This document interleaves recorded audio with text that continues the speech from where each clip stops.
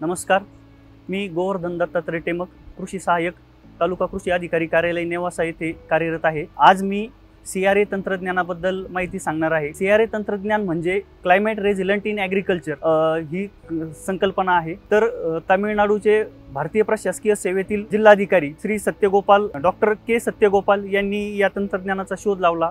हे अतिशय साधं सोपं तंत्रज्ञान, कमी खर्चिक असं तंत्रज्ञान आहे, ज्यामध्ये शेतकऱ्यांचा पाण्याचा उपयोग कमी पाण्यात कसं फळबाग लागवड करता येईल याबाबत त्याच्याबद्दल माहिती आहे। तर याची मी थोडक्यात पार्श्वभूमी सांगतो। CRA तंत्रज्ञानाची गरज का पडली, तर हवामान बदलामुळे काय होऊ राहिले, जागतिक तापमान वाढ होऊ राहिली आहे, पूर येतोय, अवर्षण प्रवण ग्रस्त क्षेत्र वाढते।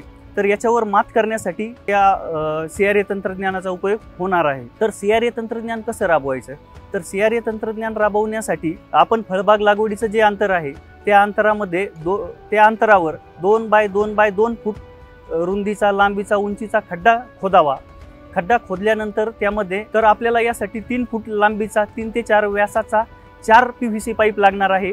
हे 4 PVC पाईप खड्डा खोदून झाल्यानंतर त्या खड्ड्यामध्ये 4ही कोपऱ्यामध्ये उभे रोवून घ्यायचे आहेत। रोवून घेतल्यानंतर 1.5 फूट माती मिश्रित शेणखत, रासायनिक खत आणि कीटकनाशक वापरून तो 1.5 फूट खड्डा भरून घ्यायचा आहे। खड्डा भरून झाल्यानंतर जे PVC पाईप आहे याच्यामध्ये अर्धा फूट खाली शेणखत, रासायनिक खत किंवा गांडूळ खत हे याच्यामध्ये भरून घ्यायचं आहे। भरून झाल्यानंतर कलमाची रोपाची लागवड करून घ्यायची आहे। त्याच्यामध्ये वरून वाळू, वरचा जो 1.5 फुटाचा लेअर आहे त्याच्यामध्ये वाळू भरून घ्यायची आहे आणि रोपाची लागवड झाल्यानंतर पाईप उपसून घ्यायचे आहेत, वर उचलून घ्यायचे आहेत। पाईप वर काढण्यासाठी आपण ह्या PVC पाईपला ह्या पद्धतीच्या खोचा केलेल्या आहेत, ज्याच्यामुळे पाईप वर सोप्या पद्धतीने उचलला जातोय। आणि पाईप उचलल्यानंतर वाळूचे 4 कॉलम तयार होतील। त्या 4 कॉलममध्ये आपल्याला पाणी टाकायचं आहे। पाणी टाकून ते त्या मुळापर्यंत जलद गतीने जाणार आहे आणि पाण्याची बचत होणार आहे। अशी याची सोपी पद्धत आहे। अशा पद्धतीने आपण CRA तंत्रज्ञान वापरू शकतो। तर आपण आता CRA तंत्रज्ञानाचे फायदे बघणार आहोत। CRA तंत्रज्ञानाचा पहिला फायदा आहे पाण्यामध्ये बचत होते। यामध्ये काय होतं, पारंपरिक पद्धतीमध्ये पेक्षा CRA तंत्रज्ञानामध्ये पाण्याची बचत होऊन पाणी डायरेक्ट मुळापर्यंत जाणार आहे। त्याच्यानंतर दुसरा याचा फायदा आहे झाडांची वाढ।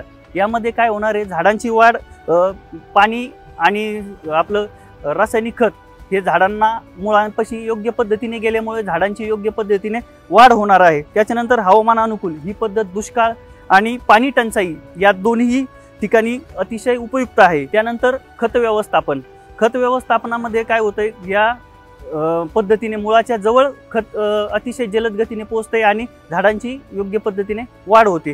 त्याच्यानंतर उत्पादनात वाढ, या पद्धतीमध्ये अतिशय चांगल्या पद्धतीने मुळांची वाढ होते, झाडाची वाढ होते, त्यामुळे उत्पादनात वाढ होते आणि ही पद्धत पर्यावरणास अनुकूल आहे। तर या ठिकाणी मी एक खोल ओली पडे ते पीक उत्तम, उथळाचा श्रम वाया जाय, बीज न पेरावे खडकी, ओल नाही ज्याचे बुडकी, संत तुकाराम महाराजांचा हा अतिशय छान अभंग आहे। अधिक माहितीसाठी माझ्याशी संपर्क साधावा।